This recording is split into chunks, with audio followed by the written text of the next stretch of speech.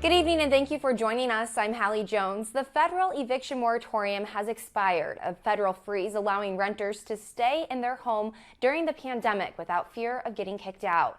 KRHD News reporter Hannah King explains what this means for Brazos Valley residents.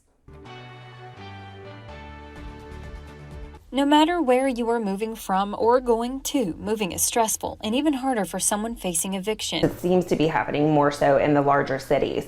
But yes, we did have but for us personally, it was maybe just a couple more than normal. A full-service real estate firm, At Home Properties, they do everything as far as management, leasing, and sales of properties. And they did have to put the sign up a few times on a couple of doors over the last few months. If you have a tenant that's in a property that is not paying rent for whatever reason, we were not able to evict at all. I can't remember the date that went to, but then after that date, then as long as it's not a federally funded property, you can evict if the owner wants to go that route. And for property investors, bills still needed to be paid, leaving some a little frustrated. Because they still have to pay their mortgage. They weren't given relief in that.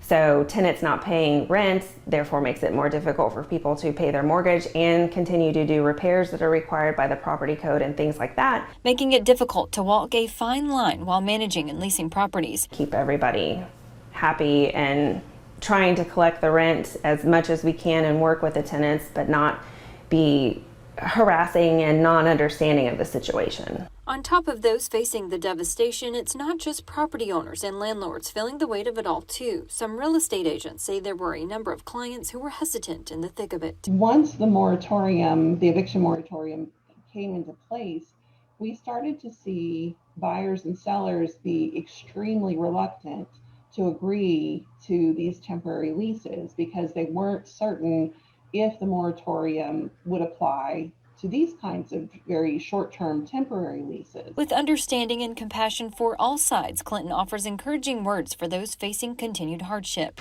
Communicate with your landlord, whether that be through a management company or the owner directly. I can't speak enough to communication.